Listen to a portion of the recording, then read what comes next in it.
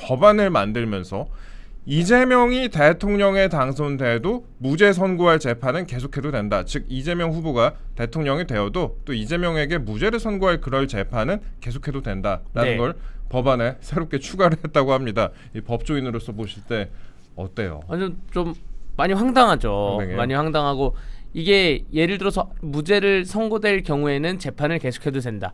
무죄를 선고할지 안 할지 어떻게 압니까? 그러니까요. 마치 정말 재판이 선고가 베스킨라빈스처럼 골라 먹을 수 있는 것도 아니고 이게 반대로 얘기하면 무슨 얘기냐면 재판을 진행할 거면 무죄를 선고해 라는 말이에요. 아 그렇죠. 예, 그렇기 때문에 이 재판부가 재판을 무죄를 선고할지 유죄를 선고할지라는 거는 그 변론 종결하고 나서 선고 사이에 결정을 하거든요.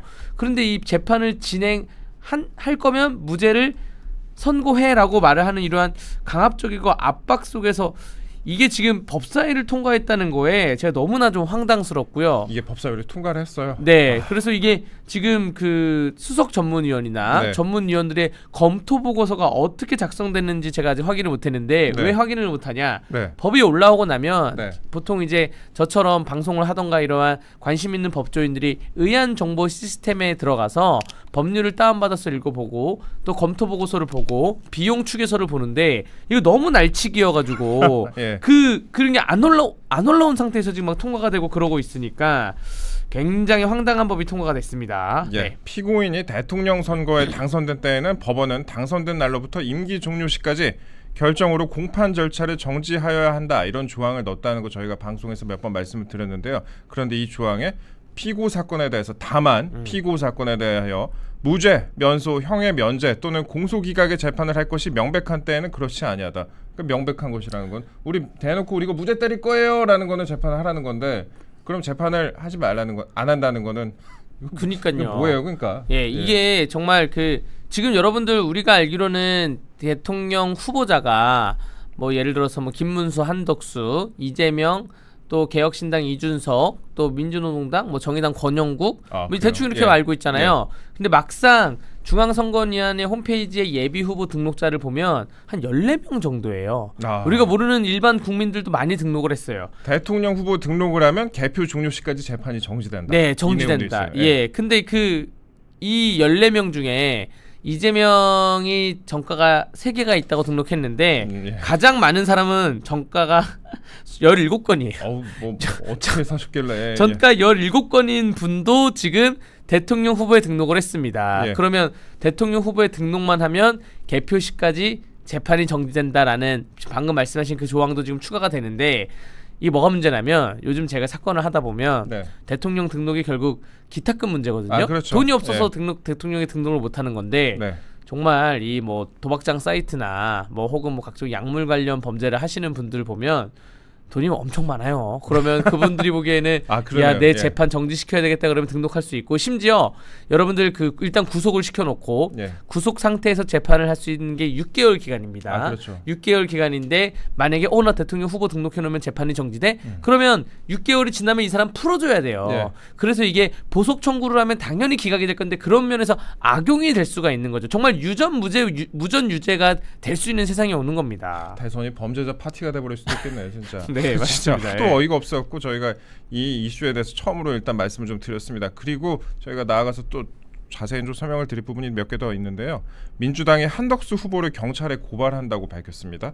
선거법상 허위사실 공표와 허위사실 적시 명예훼손 혐의라고 하는데 이게 뭐 자세한 내용이야 뭐 워낙 많이 보도가 됐으니까. 근데 선거법상 허위사실 공표 그다음에 허위사실 적시 명예훼손 혐의 민주당이 없애자고 하는 거 아니에요? 네, 맞습니다. 일단 허위사실 공표죄에서 공직선거법 250조 그 행위 부분을 삭제하자. 허위사실 공표가 문제가 많다라는 것인데 이게 지금 이재명이 발언 때문에 문제가 되는 재판이 파기환송심에서 진행되다가 6월 18일 재판 진행이 있지 않습니까? 근데 한덕수 후보자가 발언을 해서 문제가 됐다고 지금 민주당이 공직선거법 허위사실 공표죄로 고발을 한 거예요. 그럼 이게 그 법을 없애자 그래놓고 없애자 그래놓고 고발을 한 이게 이중적인 행태가 정말 좀 납득이 안 되는 것이고요. 그러면 이거입니다. 이재명이 그 재판 진행할 거면 한덕수 재판도 진행해야 되는 거고 이재명 재판 진행 안 할 거면 한덕수 고발도 해서는 안 되는 것인데 양립 불가한 주장을 지금 민주당이 하고 있는 것이죠. 이것에 대해서도 어떤 또 붙이기 붙을지 어떤 내용이 또 붙을지도 궁금하기도 해요. 뭐 한덕수의 경우에는 예외로 한다, 뭐 김문수의 경우에는 예외로 한다 이런 조항이 붙는 건 아니지. 그럴 수도 있죠. 그럴 수도 있죠. 좀 워낙 희한한 법안이 많이 나오고 있어갖고 저는 좀 황당한 말씀을 좀 드렸습니다. 일단 이게 내용이 어떤 내용이냐면요. 한덕수 후보가 최근에 5.18에 대해서 광주 사태라고 얘기를 했다가 이게 비판을 받으니까 이재명 민주당 대선 후보도 광주 사태라고 표현을 썼다 이렇게 얘기를 했는데 이 부분에 대해서 민주당에서 아니 이재명 후보가 주장한 거는 국가폭력의 불법성을 전달하고자 얘기한 것이다. 당신하고는 다르다 이러면서 이것에 대해서 이제 경찰에 고발을 한다 이렇게 밝혔고 또 최근에 이제 박지원 의원 같은 경우에 한덕수 후보에 대해서 배우자가 뭐 무속에 심취했다 이렇게 주장을 했는데 이 부분에 대해서 새빨간 거짓말이다라고 이제 한덕수 후보가 반박을 했어요. 그 부분이 새빨간 거짓말이라고 말한 부분이 박지원 의원의 명예를 훼손했다. 이게 정말 그 일단 한덕수 후보자의 그 부인인 최아영 여사께서는 뭐 독실한 기독교 집안으로 알고 있고 심지어 우리나라 기독교 역사의 한 축을 담당하는 집안의 자제분이어서 교회를 매주 나가고 뭐 이런 분으로 알고 있는데 이 박지원이 무속에 심취했다. 박지원이 만약에 예를 들어서 한 번 정도 뭐 점을 보러 갔다, 사주를 보러 갔다, 관상을 보러 갔다 이렇게 말하면 모르겠는데 심취했다고 표현을 하니까 요거 정말 새빨간 거짓말이라고 한덕수 후보자께서 반발할 수밖에 없는 부분이고요. 요거 가지고 지금 또 허위사실 공표 가지고 노를 한다는 것인데 이것도 아까 말씀드렸다시피 마찬가지입니다. 민주당이 이 법안을 지금 없애자고 주장하고 있기 때문에 이중잣대라고 할 수가 있습니다. 저희가 그리고 법안 얘기 조금만 더 말씀을 드리겠습니다. 민주당이 최근에 처리를 예고한 3개의 특검법이 있습니다. 하나가 일단 내란 특검법, 두 번째가 김건희 여사 특검법, 그 다음에 해병대원 특검법 이렇게 3가지인데 이게 또 국회를 통과하면 최소 검사가 100명이란 거예요. 최소 검사가 100명이다. 그러니까 전례 없는 사정정국이 벌어질 것이다. 과거에 이제 박근혜 전 대통령 탄핵 당시에 그때 수사했던 특검에 비해서도 그 규모가 비교도 되지 않는다. 네, 맞습니다. 이 특검이라는 게 특별검사라 그래서 검사 1명이 가는 줄 아는데 특별검사 1명, 특별검사보가 한 5명 가고요. 파견검사가 한 25명 뭐 이렇게 가요. 그리고 특별수사관까지 50명이 가고 근데 여러분들 검사라는 숫자가 우리나라에 이렇게 많은 직업 수가 아닙니다. 한 2,300명 정도가 돼요. 2,300명에서 전국에 있는 각종 250개 지자체에 흩어져서 하고 있는데 그럼 하나의 지자체에 한 100명 정도가 근무를 하는 거라고 100명도 근무를 못 하죠. 하나의 지자체에 하나의 지청에 근무를 못 하는데 춘천지청에 한 30명이나 있을 거예요. 20명이나. 그 정도 있을 거야. 20명 정도 있는 걸로 제가 알고 있는데 그러면 이렇게 특검을 3개를 통과시키면 정말로 한 100명 그 검찰만 검사 수만 100명 이상 또 무슨 파견 공무원 수만 한 200명 이상 뭐 수사관 수만 해서 또 한 300명 이상 요렇게 꾸리면 대한민국의 다른 주요 사건을 건들지 못해요. 왜냐면 또 얼마나 많이 이렇게 사정정국을 휘둘리기 위해서 에이스 검사들을 뽑아가겠습니까? 그 에이스 검사들이 지금 민생 범죄나 각종 광역 범죄를 해야 되는데 이분들 뽑아가가지고 사정정국을 휘두른다?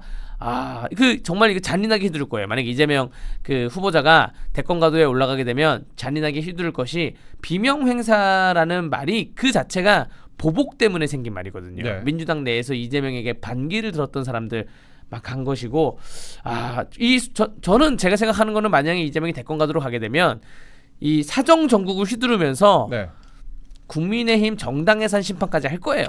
정말 정치 보복 안 한다 그랬잖아요. 보복이라 표현 안 하면서 정말 대한민국의 난도질을 하면서 결국 1극 체제의 완성 3권 분립을 무너뜨리고 1권 확립 체제로 완성을 갈 겁니다. 정치 보복은 안 한다고 했는데 과거에 이제 박근혜 전 대통령 탄핵 국면 당시에도 적폐청산이라는 말이 등장을 했잖아요. 문재인 전 대통령이 문재인 정부가 출범을 하면서 그런 용어를 사용을 했었는데 이번에도 만약에 그렇게 이재명 후보가 당선이 된다면 또 다른 워딩이 탄생하지 않을까 그렇게 관측이 됩니다. 일단 최소 100명의 검사가 동원돼서 전례 없는 사정정국이 벌어질 것이다 이런 관측이 나오는데 예전에 그 최순실 국정농단 이른바 최순실 국정농단 특검의 파견 검사가 20명 정도 됐습니다. 그러니까 그거에 이 지금 드러난 규모만 해도 한 5배 정도 되는 거네요. 굉장히 큰 규모의 사정정국이 벌어질 것이다. 저희가 법적으로 또 한번 따져봤습니다.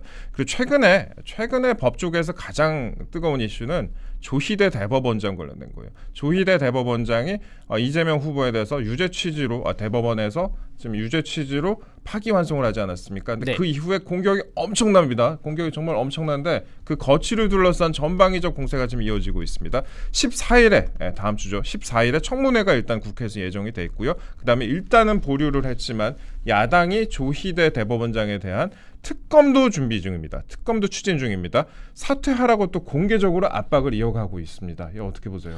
그러니까 이게 그 사법부 길들이기라고 보여지는 거고요. 이것도 뭐 칼을 휘두르는 것 중에 하나라고 볼 수가 있는데 지금 그 야당이야 뭐 그렇다 치더라도 네. 지금 많은 이제 언론에서 판사들 내부도 동요하고 있다라고 막 보도가 됐는데 네. 판사의 숫자는 전국에 한 3,300명 정도입니다. 3,300명. 제가 이제 챗 GPT를 이용해서 모든 보도를 살펴봐가지고 예. 도대체 어떤 판사님들이 여기에 반발글을 올리는 거야? 라고 했더니 지금 눈에 보이는 판사님은 두 분이세요. 예. 두 분이신데 이 두 분께서 과거에 두 분 중에 한 분이 과거에 뭐 그 운동권을 주도해가지고 그런 다음에 이제 판사로 가신 약간 그런 이력도 있는 분이고 맞아요.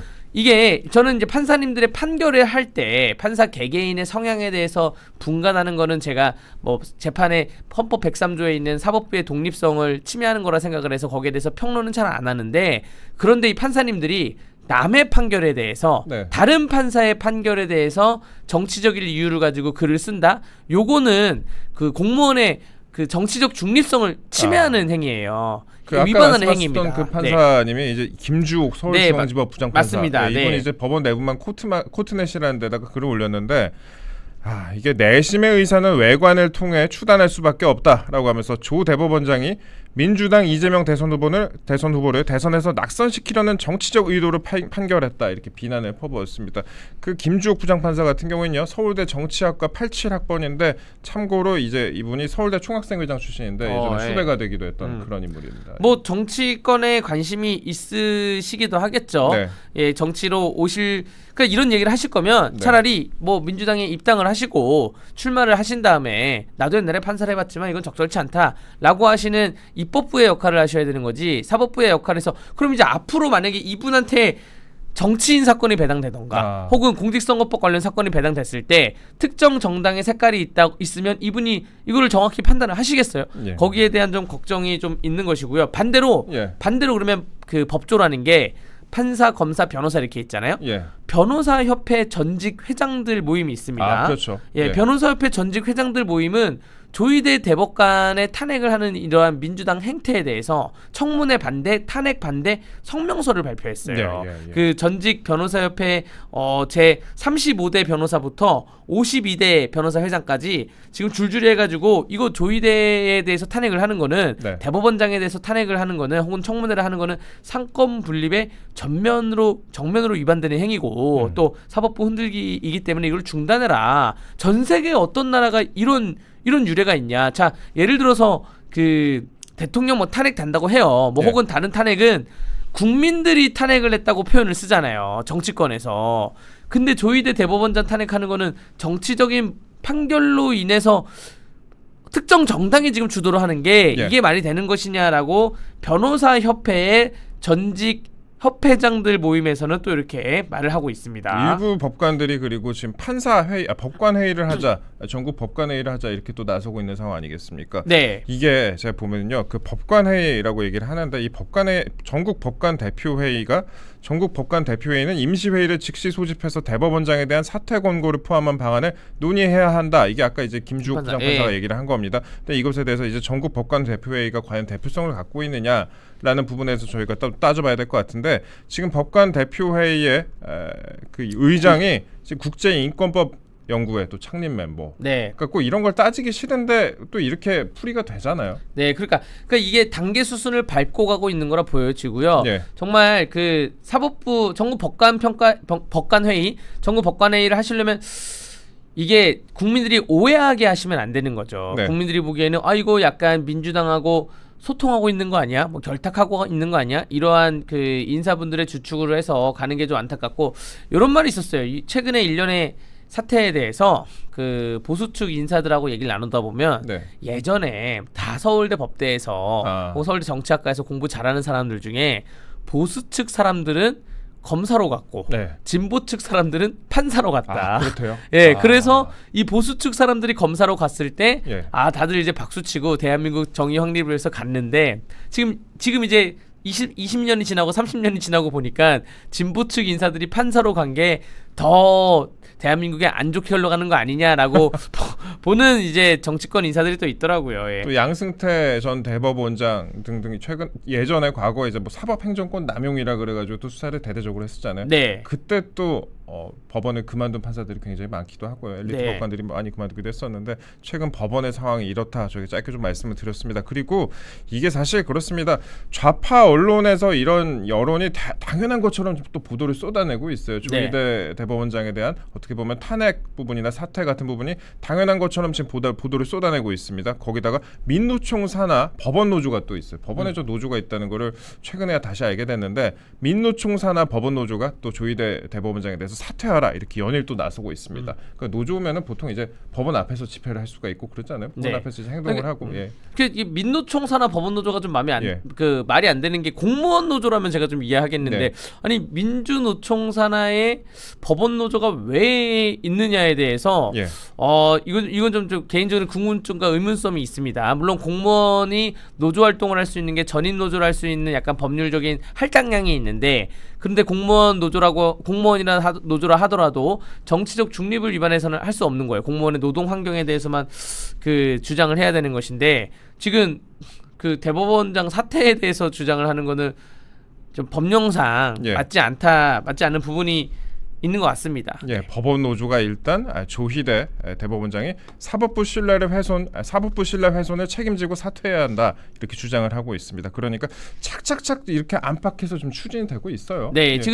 지금 뭐 원래 이 수순으로 가면 마지막에는 이제 북한이 조희대 대법원장 사퇴하라까지 가야 되는 것인데 거기까지는 안 가는 것 같고, 그러니까 민주당 혹은 진보 좌파 계열에서 할 수 있는 모든 게 가는 것 같고요. 제가 보기에 이제 앞으로 뭐 여성 단체, 또 환경 단체, 또 혹은 여러 가지 개별적인 단체에서 하나씩 성명서가 나오는데 조희대 대법원장께서는 절대 흔들려서는 안 된다. 그거 아마 흔들리실 분도 아니신 것 같아요. 그냥 여기에 대해서는 법과 양심과 원칙에 따라서만 다른 판결에 대해서도 판결을 내려주시기를 박수 드리겠습니다. 아까 참고로 제가 민노총 얘기를 들었는데 민노총이 있고 민노총 산하에 이제 전국 공무원 노조가 있고 그 산하에 이제 법원 노조가 있고 착착착착 이렇게 돼 있다 이렇게 말씀드립니다. 예, 알겠습니다. 야, 이런 식으로 지금 대법원에 대한 압박도 좀 진행이 되고 있다.